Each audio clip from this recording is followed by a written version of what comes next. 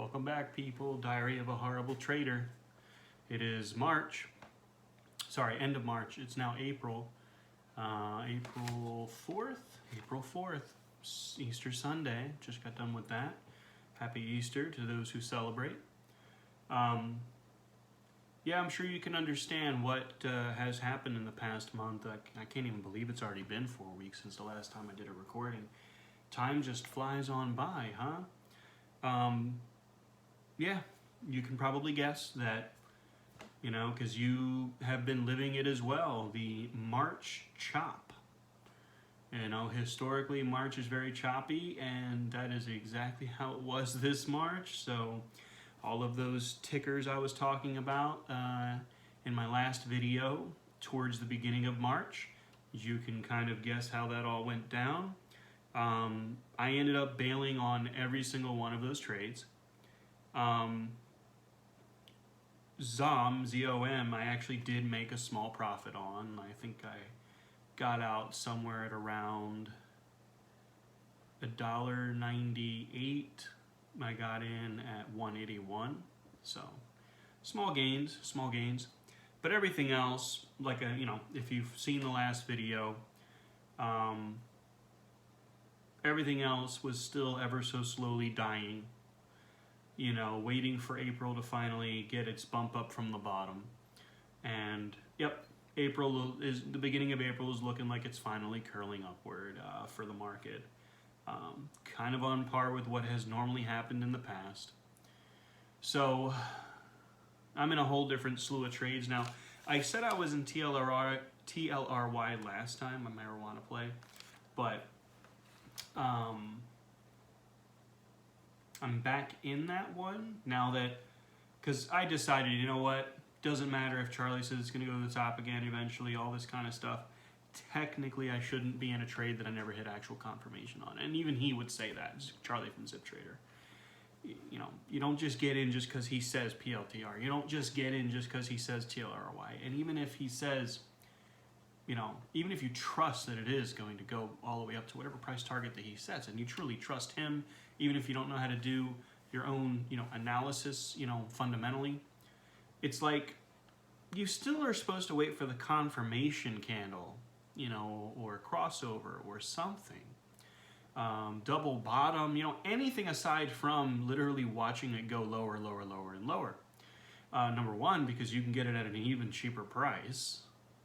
Number two, because, you know, you buy it and it's still going lower, and it's going to kill your confidence, and it's going to make you think, well, forget this Charlie guy. He doesn't know what he's talking about either. He knows as little as I do. You know what I mean? Like, so it's like, I shouldn't have been in those trades. So I got out of them. I got back into TLRY now that it has finally looking like it's bottoming. I got an actual confirmation of it crossing over, like very short-term exponential line, you know, like it looks like it's rounding it out on the bottom. The MACD's starting to look like it's going to have a crossover. The RSI is slowing down to the downside. It's probably going to pop back up above 50 here soon, you know, that sort of thing. So I got back in it with a very small amount. The rest of the trades that I am currently in, I'm in Riot. I actually didn't go with the Mara play that, you know, Charlie talks about. I'm in Riot instead. There's just something about the way it looks, even though they're both basically coming up at the same time. There's something a little better about how this particular chart plays or trades that I believe makes it a little easier for me to, like, you know, get in and get out with a little more confidence, you know. We'll see, of course, you know,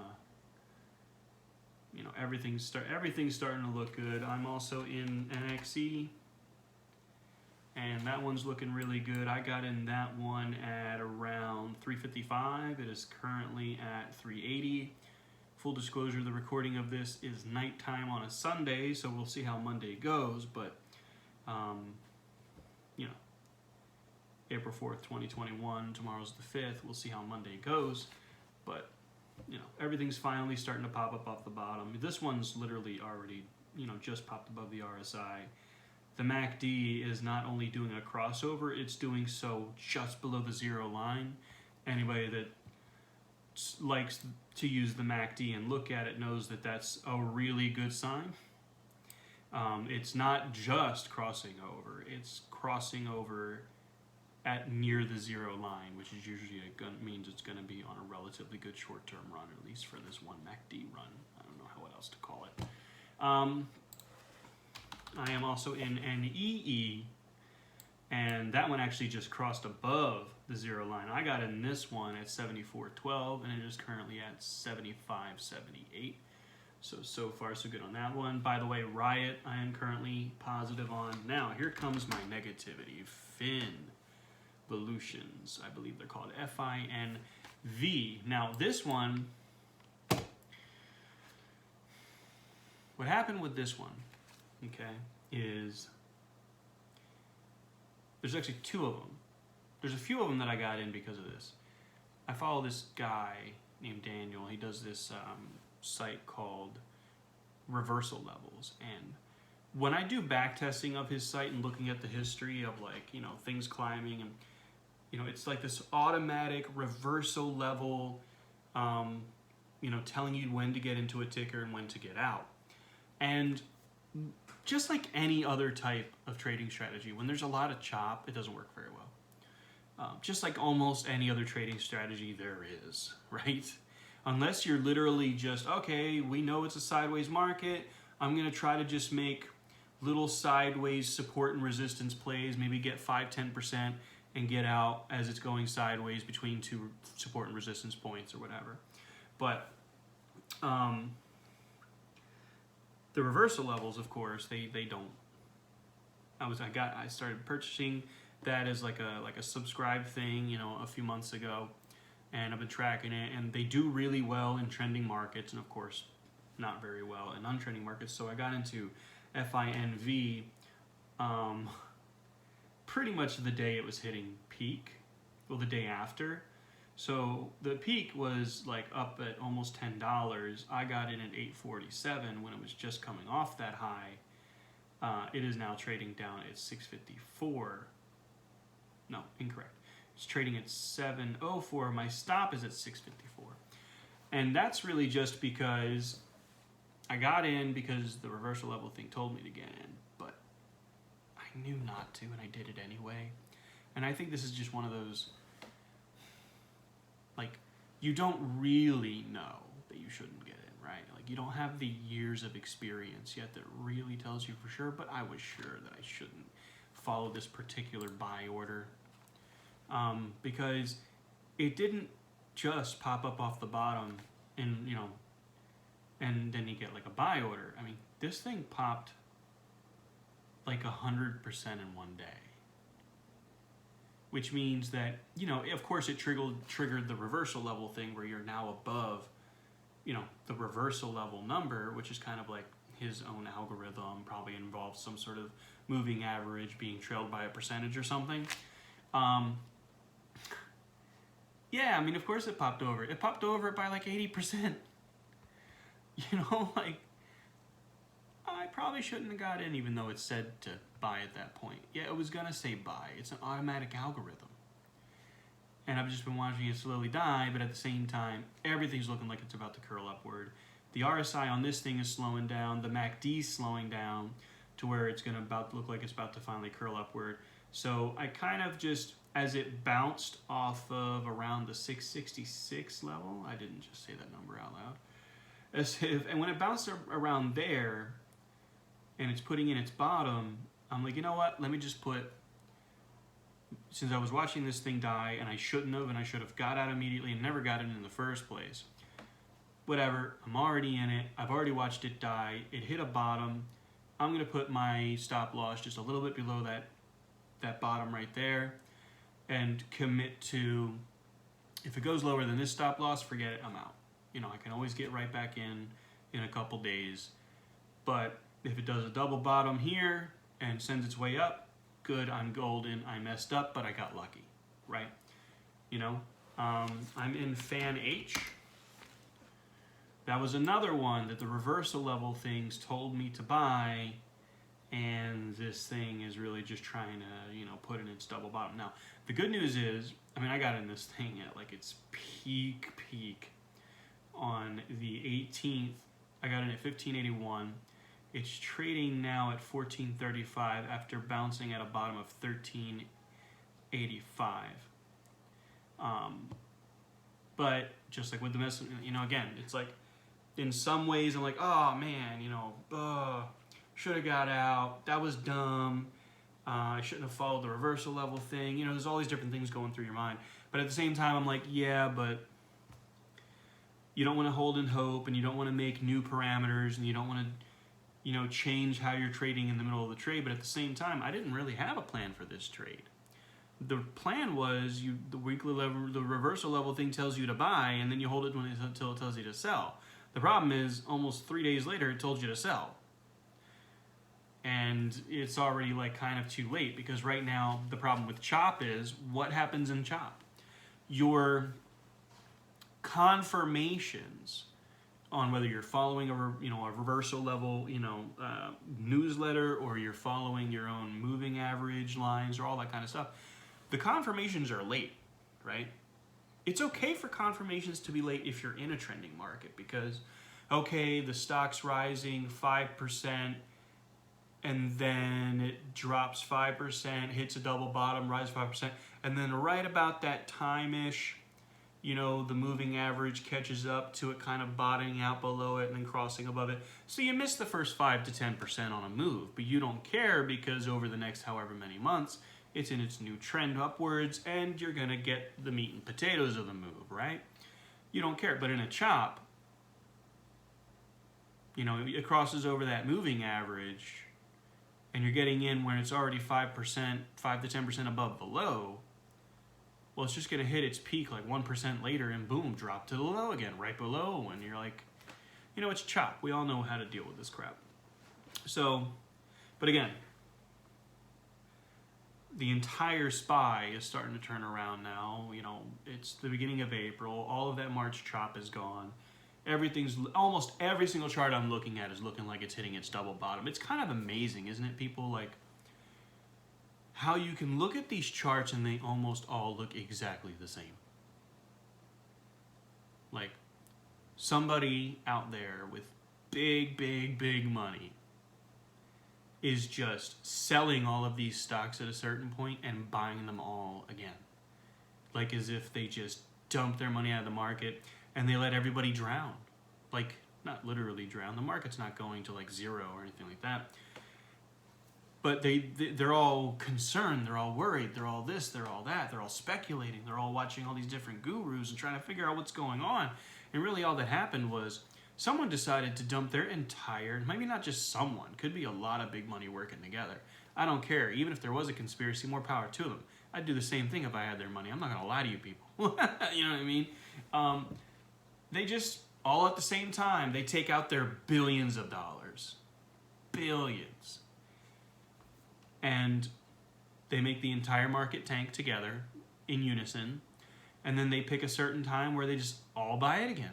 Or maybe it is just one person with billions, and the rest are just like, oh, I'm going to follow those sales because, maybe they're not in cahoots, but they noticed that this person sold everything, and so they're like, oh, I'm going to sell everything too. So they might not be in cahoots about it, but they're probably all selling around the same time because they're like, holy crap, this market just put in a double top because Berkshire Hathaway got out of everything, or something like that, right? So anyway, then boom, 1 month later, we're hitting our double bottom in almost every chart. Now, they're at different points on the chart. Some stocks that were less, convicted plays, less conviction that everyone had, or they were just had really bad news at just the right time. There are some stocks that just like fell hard. So they dropped a good 50% or more, right before, right at the end of February into March, and then just kind of like chopped after that. And there's others that really still have like a bullish long-term pattern, and they just kind of went sideways for March. And then you've got other stocks in between those levels, right? So, but they all basically went down a tiny bit or a lot, and then have just been sideways all of March. And then almost all of them, whether they whether they only went down a tiny bit or went down a lot and chopped all through March, almost all of them are looking like they're having this double bottom pattern and that they're getting bought up and they're starting to head up in the up direction. Like, and they all do it together. Well, they got that saying, like 70% of tickers basically trade with the market. I mean, if you don't believe that, I mean, you must be crazy, because you can look at almost any ticker right now and they all look exactly the same. Unless it's, I don't know, there's a couple things that almost always are trading in the opposite of the market. I think gold's one of them. If almost every other ticker is doing well, gold's going down, and then vice versa. I know that the gold goes up when the dollar goes down, I know that. But, or, you know, inverse ETFs. You know, obviously, when the whole stock market's going down, those are going up. They're supposed to. That's the point of what they were built for. But most tickers are trading with the market. And those other tickers, they're not really not trading with the market. They're not against the market. Like the bear ETFs are, of course. But those other tickers are not trading with the market. They're just not as affected, right? They're affected, but not as much. So you might see, like, I don't know, like a penny stock or something like that, trading generally still with the same pattern as the market, but with no actual big money coming in and making that happen. Do you know what I mean? So really, it's like, can you really say it's correlated? Probably not. You know, but the pattern looks the same. It's just not correlated, that's all. But almost everything else is. You know, you're over here like, okay, cycles, okay. When these industries, or sorry, sectors are down or going down, then you cycle into these sectors and blah, blah, blah. There ain't a single sector that seems to be deviating from the plan right now. You look at almost every single one of the sector charts, and they're just all doing almost the exact same thing. Some of them might have fell a little more, but they all chopped sideways through March, and they're all looking like they're doing like a double bottom and curl upward now. Now, of course, I'm not perfect at chart analysis.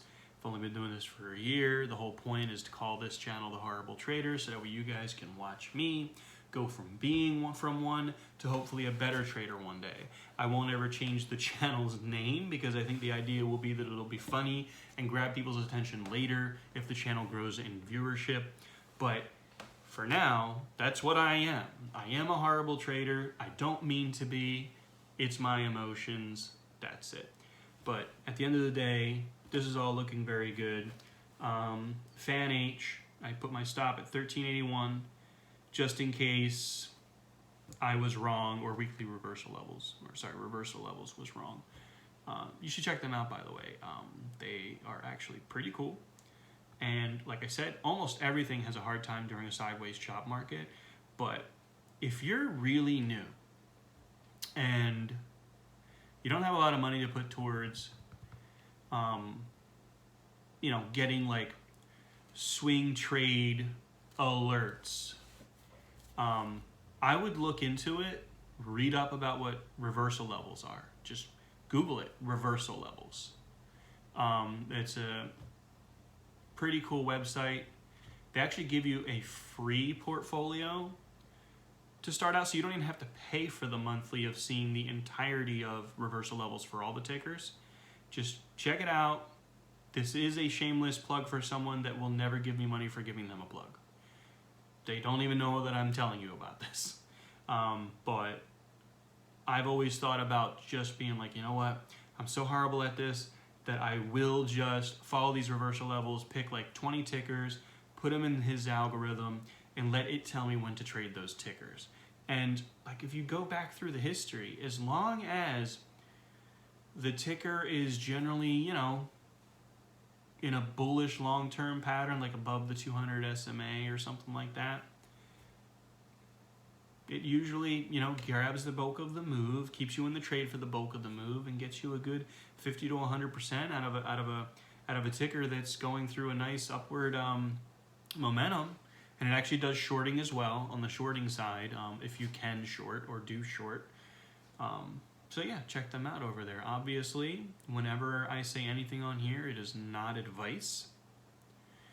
and I mean to not be liable for any decisions that you make. I basically tell you up front that I'm a horrible trader. So anything that I say, if you follow me at all, not only would I say you shouldn't do that, just like anybody else would say you shouldn't do that, I would also say you're probably double dumb. Because I told you up front I don't know what I'm doing. You know, whereas everyone else at least tries to pretend like they do. Minimum. I'm not even going to pretend like I know what I'm doing. I know I'm very self-aware as to where my education and level of capability is at this point. Do you know what I mean? Also, I got an EA, and I got in most of these almost the same day, which is kind of funny because I'm diversifying in a sense, but at the same time, we just talked about, what did I just say? Almost the entire stock market looks like it's doing the exact same thing. I mean, what is even the point in diversifying? Like, yes, you should, but at the same time, I'm over here like, these all just go up and down together. Almost every single ticker from every sector or industry. It's kind of mind-boggling, actually, because I was looking at, you know, this whole, you know, macro idea of, you know, learning how to rotate in and out of sectors at the right times and this and that, and I'm like, these charts all look the same. They're all coming up off the bottom at around the exact same time. Now, we're talking about daily charts here, swing trading, okay? So, in case, you know, obviously, day trading, whole other animal. Sometimes I can, you know, spend a Friday day trading, and yes, obviously every ticker is actually trading a little bit different. But if you're looking at a longer term day trading, you know, you're looking at the daily chart, a lot of these charts look almost exactly the same of when they were going through their trend upward. I mean, what was it? What was it, November? Yeah. How beautiful is almost every chart from November? November to towards the end of February when it hit its peak. Look at almost every single chart, unless it was given the beatdown of its life, because it just had the worst news in the world. WKHS, Workhorse, did not get picked up by Biden, right? They went with Oshkosh, right? So they're like the one chart, and there's going to be others. That was like the one chart I was looking at that was just wow. You know, but almost every other chart from November to February, the last day of February almost on the dot, they've just up, and just, they all look almost exactly the same. It's kind of amazing, you know what I mean? So I'm over here, I've got all these different tickers, you know, like, I think between them, they're different sectors, different industries in those sectors. You know, I think between these, I'm like, in 5 different sectors, and not a single one of them is actually the exact same industry in these different sectors, really, when you think about it. EA is gaming, right? But, I mean, I have to follow the rules, can't be overexposed under one stock, and I know why that is. I've already made some mistakes, and I know why can't be overexposed. But at the end of the day, most of those mistakes were really with riskier plays in the first place. Most of these companies that I'm dealing with in my list right here are not that risky of a play in the first place. Riot, I mean, that's pretty volatile, but you know, when they tell you not to overexpose yourself to one ticker, they tell you that because you are new, not because it really does hurt people that much when they know what they're doing. I mean, let's be real. You know, most of these tickers, you know, like reliable companies, EA, you know, whether they do amazing this year or not, they're still going to be around for a while. They're not going anywhere, right? Not anytime soon, you know? So I could have, if I wanted to, and don't take this as advice in any way, but I mean, we're just spitballing here. I could have dumped almost everything in my account into that. And it wouldn't have made that much of a difference, because almost every other ticker that I got into, different sectors and everything, they're going up in the exact same direction. What's probably going to end up happening is when I finally do stop out of these trades, they're going to stop out at the same time. They're all going to plummet at exactly the same time. So it's like, does it really even matter or make sense to be having diversification, right? If you're swing trading and you're following the exact same daily charts, I mean, I could understand if I wanted to do like, okay, half swing trading, half day trading. Okay, fine. Put everything in EA in your swing trade side, because again, almost all these charts look exactly the same. It doesn't really matter. And then on your day trading side, you've got your capital freed up to kind of get in and out of some scalping trades throughout the day or whatever it is you want to try to do. But I swear to God, man, they all look exactly the same. And it's just kind of mind-boggling to me, this whole, like, so you know why they really tell you to don't over-leverage yourself in one trade or this, that, and the other. And it's not truly because you will lose your shirt if you don't, if you know what you're doing. They tell you to do that because they know you're new and they know you're dumb and they know that you don't know what you're doing. Therefore, you really could hurt yourself by putting all your eggs in one basket, right? But at the end of the day, what ends up happening when you suck at this? You just watch all of your eggs in separate baskets get destroyed. Separately, by separate problems, right? Because you do the holding and hoping, you do the FOMO, you do all the wrong things, you buy high and you sell low. All of the different things that because of your emotions and wanting to hold on to your losers and cut your winners short, all that stuff ends up making you do the exact same thing with all your trades, doesn't it? Okay, I'm in 8 different trades, they're different sectors, this, that, and the other, but at the end of the day, if you're making really big mistakes, you're probably making it with all of them. They're all relatively reliable, they're all relatively going up at the same time, and they're all relatively going to come down at the same time.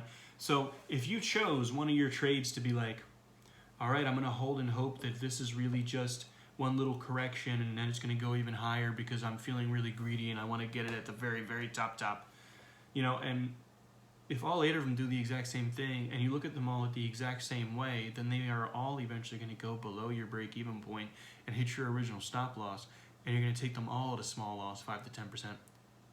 What's the difference?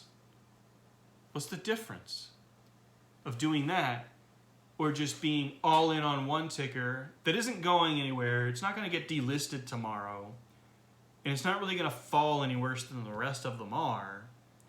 You can just be like, I'm all in on this. I'm either going to do that one completely wrong or completely right. But what's the point in paying attention to 8 other tickers that I'm going to do either both completely wrong or completely right? Do you know what I mean? It's just funny stuff. So that's, again, the real reason why they tell you, though, not to do that, you know, put everything in one trade, is because they know that you don't know what you're doing. They know that you're going to talk yourself into doing really stupid things, right? So they want you to manage the risk, even though you're probably still not properly going to, right? Do you know what I mean? Unless you've actually figured out your trading plan and don't have any emotions or any of that kind of stuff, you're not going to. And again, what's blowing my mind about the whole idea of, you know, only take, you know, a trade that's this, a trade that's that, a trade that's that. And only use 1% of your capital, you know, only risk 1% of your capital, all that kind of stuff. That's great. That's great stuff, you know? But at the same time, you're like, I'm trying to make money here, you know? So, all right, I only risk 1% of my capital on a trade, but, well, then that just means I gotta take more trades. And if they're all bottoming out and about to curl upward at the exact same time, almost every ticker, okay, great. Then I'll bet 1% of my capital on this, then this, then this, then this, then this, then this. And you end up going long with your entire account anyway on the exact same day, on the exact same pattern, just with 10 different tickers instead of 1. So I guess you could claim EA might have the worst news on the planet.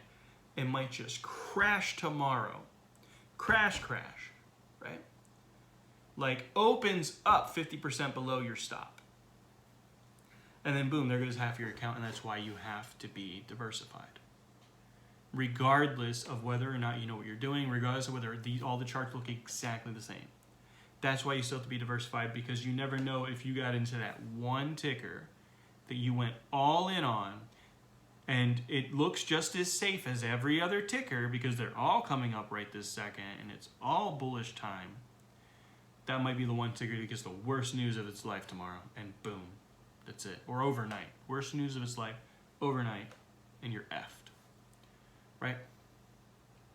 That, and they know when you're new, you like to do the really risky things, and I made a nice big mistake at the beginning that almost cost me a lot of money. Let's get into that one. You guys might find this one funny. I don't remember the ticker, but it was a penny stock. Well, it wasn't traded OTT yet, but it was about to be, and I didn't know. Yeah, they got delisted right out from under me.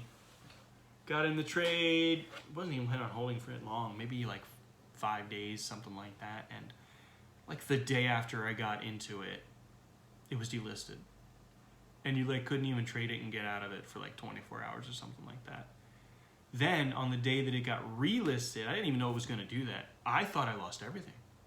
Now, granted, I got lucky. I mean, I was being really dumb in the beginning, and I was putting like 25% of my account in every trade, which is still at least not the whole thing. I mean, come on, give myself some credit. At least I didn't do the whole account, right? But I thought I lost all of that 25% of my account, right? I thought I lost the whole thing. I thought it went to zero. I thought delisting meant, oh my God, that's it.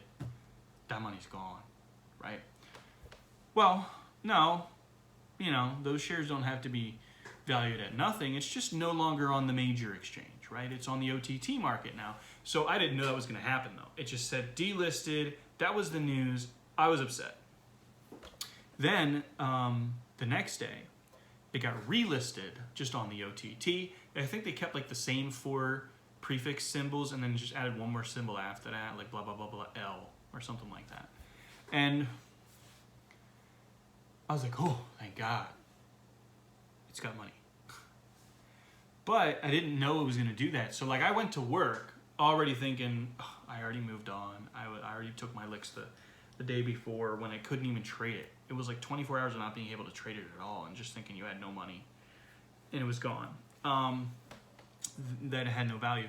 Then the next day, so I go to work and I've got like a relatively demanding job. I don't actually sit in front of a computer and like can have like a separate monitor over here monitoring my stocks or anything like that. I have to actually pay attention at my job, and like, you know, it's a blue collar job. It's very physically demanding and I have to work my butt off. So, you know, but I get these rare little moments that I can, you know, pull out my phone, go into, you know, my app and see what they're doing.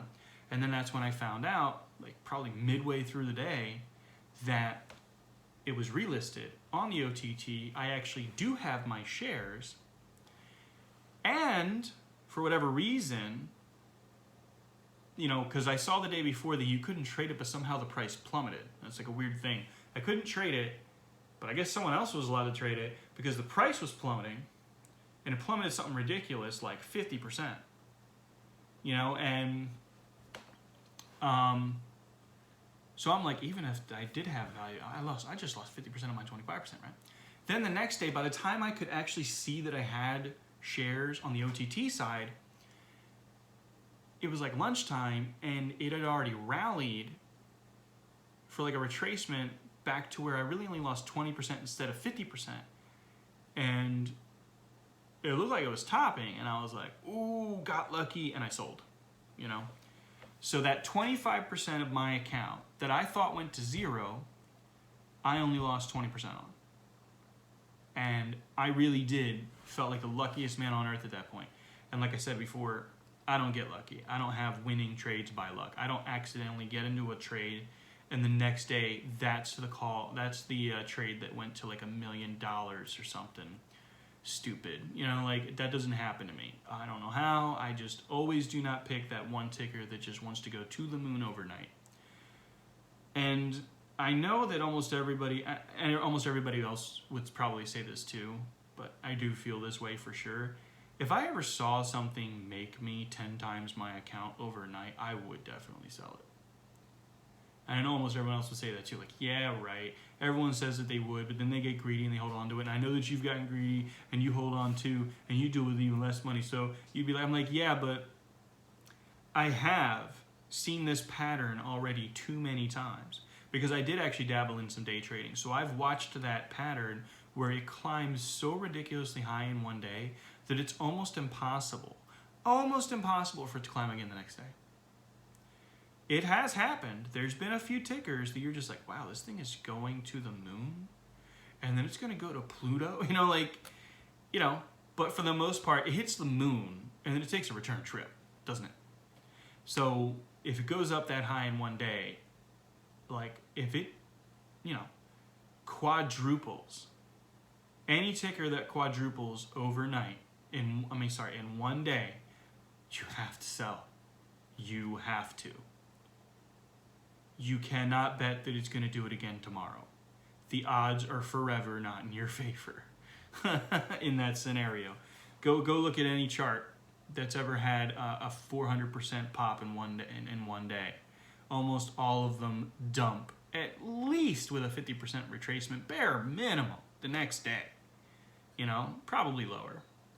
It's going to start coming back down towards its mean. It might be a general long-term climber. They might have value. Everyone might have just decided out of nowhere it suddenly has value, and this ticker is going to be slowly creeping its way back up to the moon. But that second trip's going to take a lot longer. That first trip, you get out. And when it comes back down and it bottoms out again, sure, get in again and take the second trip to the moon. It's just going to be a longer one. It's going to stair step like a normal stock does. But that first trip to the moon, you get out. Once you hit the moon, that's it. You're done. Get out. That's it. So anyway, I'm also in CZR. I'm in that one at 87.54. It, came up 89.06. By the way, EA, that one was actually looking kind of nice. I got into that one at 135.64, and it's currently at 137.82. Almost all of these are already winning trades. And again, you saw the video. If you saw the video from last month, that's not how I was talking. Everything's dying, blah, blah, blah. I didn't say it very negatively, and I wasn't crying about it, but it's a completely different market now. 784 got an ASX, and it's currently at 796. And that's just like, almost every single one of these tickers. I got into them because they double bottomed. They're above like almost every single indicator that I use. I've got like 3 of them. Probably shouldn't even use that many, and they all look exactly the same. I talked about this before in my very first video. If you look at these indicators, every single one of them looks exactly alike. And that's not surprising because they're all basing their calculations on price and volume. Sometimes both. One or the other, whatever. But that's why almost every single ticker, okay, I've got my ribbon, I've got my MACD, and I've got my RSI, and they almost look exactly the same. It just makes you feel good, doesn't it? You're looking at the price, and I'm looking at the actual price action, and I'm looking at the double bottom, and I'm looking at how, even if I had none of these, training wheel guideline lines on here, that I can tell by looking at the chart that it is starting to hit its higher low, higher high pattern. It just started it. And they're all looking like this pretty much. I've actually been waiting on WKHS to hit the bottom because, it went up on hype and all that kind of stuff. Maybe Biden would get it.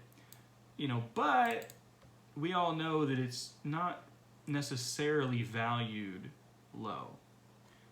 So there's a possibility that, that beat down that it took there's probably going to be a relatively decent bounce back to the upside here soon. But just holding on to that, hope that happens eventually. And the other one is Clove, CLOV. I've been waiting for this one to finally hit its bottom because, again, I believe what happened with Clove was there was a political reasoning why they got dumped. Everyone doesn't want to trade, when I say everyone, we know the big money. The big money dumped Clove because of a political reason. They sell their product to a department of the government that nobody likes, even though it's the same government that's in now that's telling people they don't like that. Politics is weird. You know what I mean? It really has always been very strange, and half of it doesn't make any sense at all. But anyway, Clove, almost everybody and their mother knows at this point, this is not where their value should be. Down here at $7.35 a share. And we don't know how fast it's going to want to climb back up when it's finally time. But, I mean, I'm not a conspiracy theorist in any way or anything like that, although it's fun to dabble, isn't it? But I wonder if it's possible that, you know, people with big money just pretend like they care. 'Cause, come on, isn't that kind of how we always all really feel? That people with big money are pretending like they care for the headlines, for this, for that, to make themselves look good PR, but they don't actually care. If they can find a way to squeeze money out of something, they will. So if they get to their peak at $17 back on December 28th, and they've been falling ever since, right? But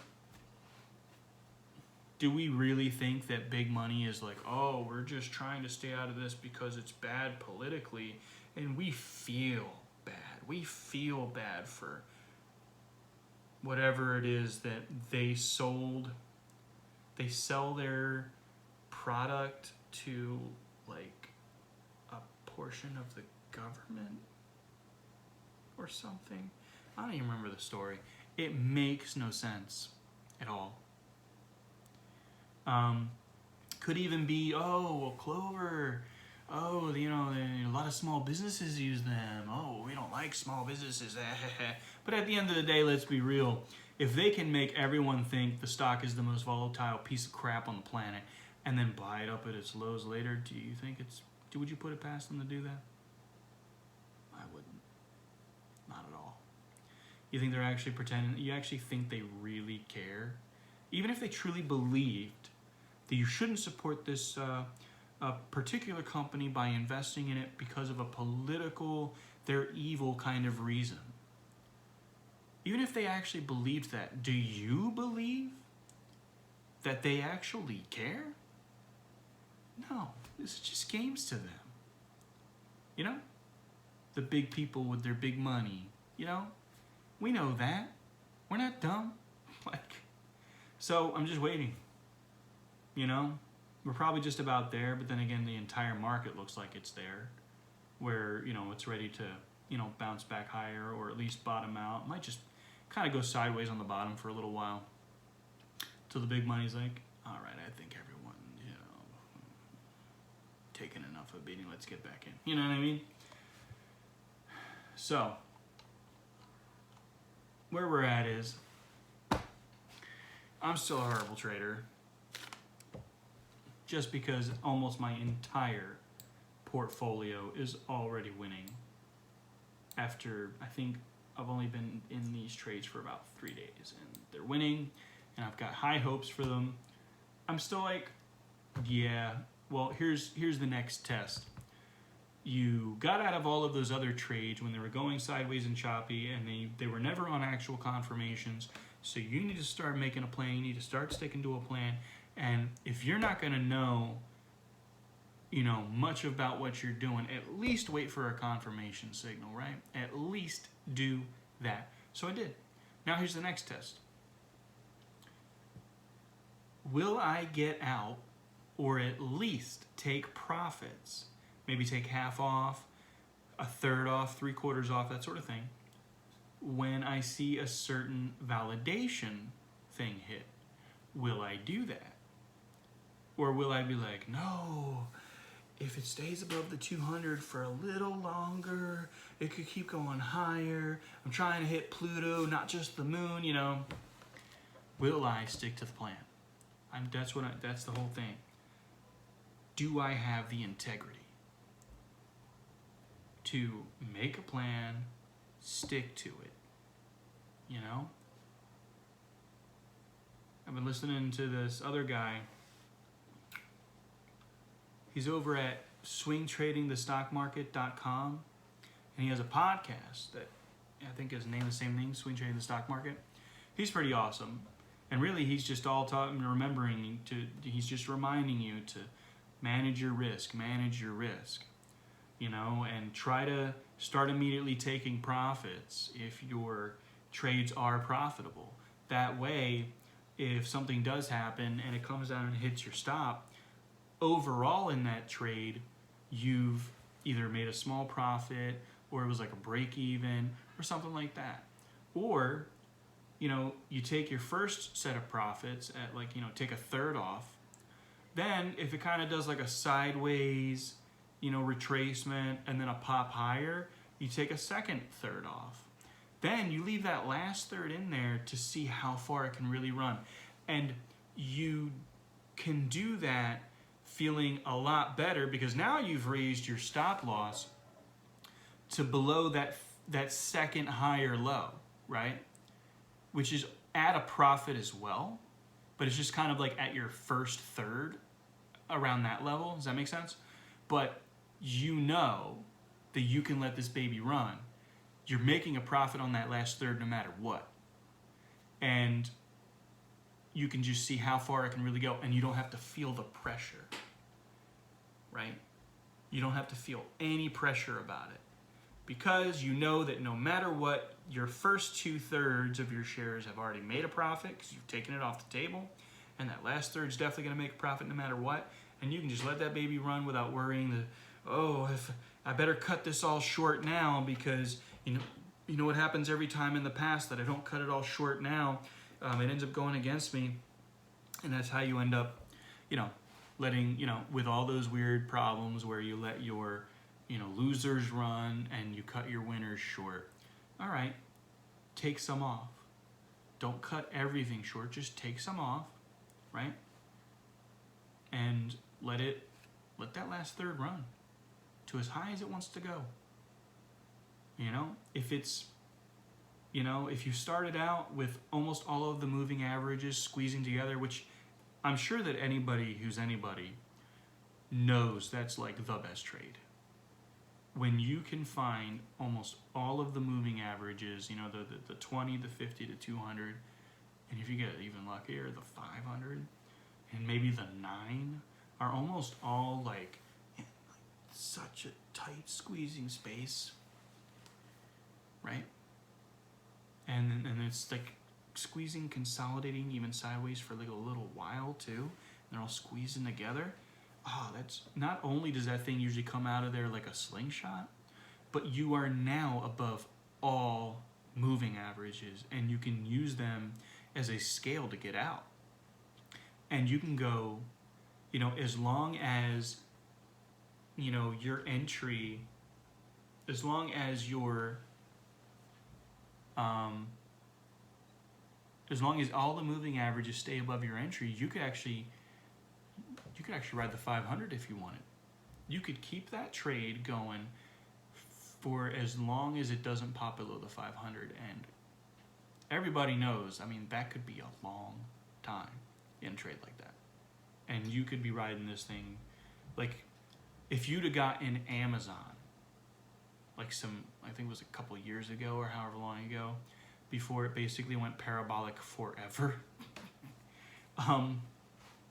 That's exactly what you would have been doing. You would have been riding the 500 the whole time. It basically did not break below the 500 the whole time. It came down and touched it a few times over the past couple of years, but you would have went from, what was it? I'm spitballing here. A couple $100 to a couple grand, right? That's crazy. I'm not gonna look up the chart. You guys know what I'm talking about.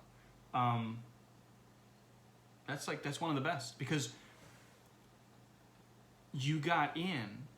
That's why those are the best trades, where they're all squeezing together right then, and then right when it starts to pop in the green, you get in, because that's the perfect trade that everyone's always looking for. That holy grail of trades where you got in pretty much right when it touched the 500, right? But it didn't just touch the 500. It's also when it's about to start its upward momentum on a big way for the first time, right?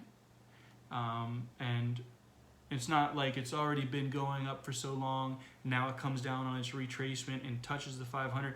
I'd be worried just like anybody else that it's just going to slice through it and that it's finally at its reversal. Because let's be real. Most stocks don't trade like that, where they stay in a parabolic state for years on end and stay above the 500 moving average like that. Most of the time, the 500 moving average isn't something you can use as a trend follower, because it usually just more like on most tickers goes sideways like this, and it's, you know, the actual data is doing this and just slicing through it every time. You know, but in that one instance where you can get in it right when almost everything's squeezing together and it's going to pop up in a big way and you're above the 500 from the get, yeah, you can actually, you know, try to look at it as, hey, forget it, that last third, you know, you could get out when the first third pops below the 50 for the first time. You're like, all right, that was a really good run, I'm out. Then the second third, you get out when it pops below the 200. Whenever that happens, and it probably does take a while. In a trade like that, that's usually what happens. Then you're like, all right, I'm gonna ride that last third until it pops below the 500. I don't care if I die. And it never pops below the 500, right?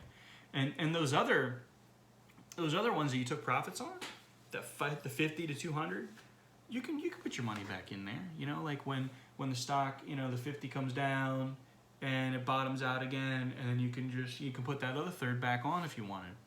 You know, trade in and out of it, you know, but that last third, like, why get out ever with that last third if it's just been climbing from the bottom that whole time, you know?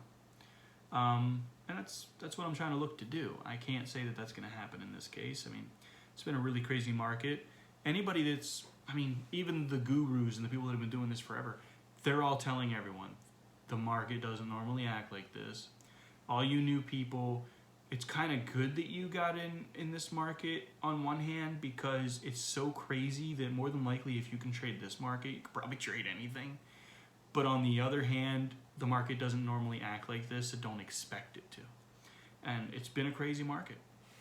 And it feels like anything can happen. But it's like everyone's wondering, is this finally the top? Is this finally the top? It's just been such a crazy bull run since April of last year. After, you know, the COVID first, you know, made it all plummet. You know, and yeah. So we're just any second now. No matter how awesome the setup looks, where you're like, oh man, this is like, oh, we're golden. There's a good possibility this is gonna be my first 100% winner, you know, something like that. It doesn't matter how pretty it looks, you still got that in the back of your mind. We are on ridiculous highs, and we've been in a bull market for what feels like forever. And it just feels like the bottom could fall out at any time. And it messes with you a little bit, and you gotta try to, the horrible trader, and anybody listening, need to try to filter out that noise in your head. Yes, it's always possible. Sky can always fall, but most of the time it doesn't, you know? And you gotta kind of clear that from your mind and just try to trade what you see in front of you. And instead of trying to predict the future, you just manage the risk along the way. You know, take risk off the table as you make profits. You can always put those profits back in the market. You don't have to feel like you have to be attached to a certain ticker and that it needs to come out a W no matter what. That's where I'm trying to fix my integrity, my ability to trade. Stop being like, okay, if I get in a ticker, I'm in it. No, that's investor concepts. And you have to really totally separate out your investor concepts from trading. 100%. You know what I mean? And I'm sure, and it's fine, I'm preaching to the choir. I'm sure most of you already know all this stuff, if anybody that listens to this. And there are even some new people who are like, well, duh, you know, but that's the whole point, isn't it? When you're new, doesn't it feel like you really do know almost everything? I mean, think about it when you look at a chart. How obvious does it look to you? I mean, my first video, I talked about how I'm good at noticing patterns. Man, I think a baby could notice a pattern on a freaking on a stock chart. Let's be real. I mean, they just kind of like do this, you know, or that. That's the only two things they do, right? Sometimes down, sometimes up. But just like these breathings, right? These humps. Sometimes a weird curvature under hump. Those are funny ones, aren't they? You know, where they're more like a spike and an under hump, but they go up. But those are like the only two. That's the only thing they do. That's all they do. That's their two patterns. And sometimes that hump just kind of lasts longer. Up, up, up. You know what I mean? That's all they do. Baby could notice this pattern, color it with crayons. You know what I mean? So it's not the pattern that's getting you, is it? Never is. Almost everything I've said, you probably could have figured out on your own. And almost any guru that has said anything, and you've like listened to them, and on one hand, you're hearing like epiphanies. And on the other hand, you're like, this seems so obvious. I almost feel like I didn't need anyone to tell me any of this. You probably didn't. Your problem, my problem, beginner's problems, is not that you can't look at a pattern on a chart and figure something out about it. I mean, they look beyond obvious, don't they? Your problem is you do not stick to a plan, create a plan, and manage risk. When you get into the trade, no matter how good the chart pattern looks, it could be the ultimate perfect chart pattern where you're like, that's the bottom, that's the top, no way I lose money, right? Then you get in that trade, and even if you were right, and it does exactly what you said it would do, it doesn't always do that, but even if you were right, how do you lose money? People do it all the time. They were right, chart pattern setup was perfect, nothing could go wrong, and nothing did go wrong, but something still somehow messed you up. What was it? Greed, FOMO, whatever. I thought it could have went higher. So even though I knew that was the last, high, and I probably should have took most off and let the rest run, I just kind of like, oh, well, I'll wait for it to come down to this SMA. Oh, then I'll wait for it to come down to this SMA. No. Have a plan for every dollar in that trade. If you're going to take it off in thirds, as an example, you have to have an idea of when those thirds are going to happen. Is it an exact price level? It should be technically always. Just everyone's always going to say trade price and volume, trade price and volume. Look for the actual support and resistance zones. Figure the actual real support and resistance zones out. Don't just go based on this arbitrary line that you use for when certain peaks and valleys happen. Whatever. You figure all that stuff out. Technically, that's what you're supposed to do. But you could make a decision not to if it you don't feel comfortable yet. I feel like the training wheels are something people use for a reason when you first start. Yes, moving averages do work. MACDs, they do work. RSIs, they do work. Okay? Don't let anyone fool you and make you feel bad for using them. But the price and volume is still always better. You're going to be a lot more accurate with it once you get better with it. But if you need the training wheels, use the training wheels. Don't feel guilty about it. Don't feel bad. They are right, the gurus. You should eventually get to the point where you can trade the price and volume. But don't feel bad if you need some training wheels to keep you from doing something really stupid in the beginning, because you still don't really know how to perfectly chart out exactly where their support and resistance levels are, and how to trade them just based on regular candlestick patterns like a double bottom and a reverse head and shoulders and all that kind of stuff. Fine, use the MACD as a guideline. Use the training wheels, man. Don't feel guilty about it. It's your money, right? At any rate, what if you were going to take it off in thirds, right? So you could do something like I said, where it's doing that squeeze. You're getting in at the perfect opportune time where it's gonna soar above every possible moving average above 500. So you could have something like a 20, a 50, a 200, and a 500 on there, and you could tell yourself, you know what? When this stock finally folds, you might tell yourself, okay, I'm going to take the first third off when it crosses below like my shorter term confirmation line, like the 9, EMA or SMA, whichever one you prefer. Then you tell yourself, okay, I'm going to let it ride forever as long as it doesn't fall below the, I'm going to let the second 2/3 ride forever unless it falls below the 50. Then, when it falls below the 50, you sell the second third. Then you let it ride forever until it, falls below the 500 or the 200, whichever you prefer. Usually what you do though is almost every ticker has a moving average that it respects, but not every ticker respects every moving average, right? So you'll look at a chart and you'll be like, wow, when I look at the history of this, almost every single time it hits the 200 moving average, there's a bounce or a reaction to it. Whether it's underneath or above, you look at the history, there's almost always a bounce or a reaction to it, right? You're like, okay, with that particular ticker, I have to trade the 200 moving average. Now, you've got your 9, and you still use it as your, okay, I take off my first third or whatever, but when you're doing the I'm going to let it run forever part, you go, okay, if it finally falls below the 200, I know that something's changing in the trend of this ticker. And there's other ones that really do respect the 500, something crazy. And there's other ones that respect the 50 only. I've seen it. You've all seen it, I'm sure.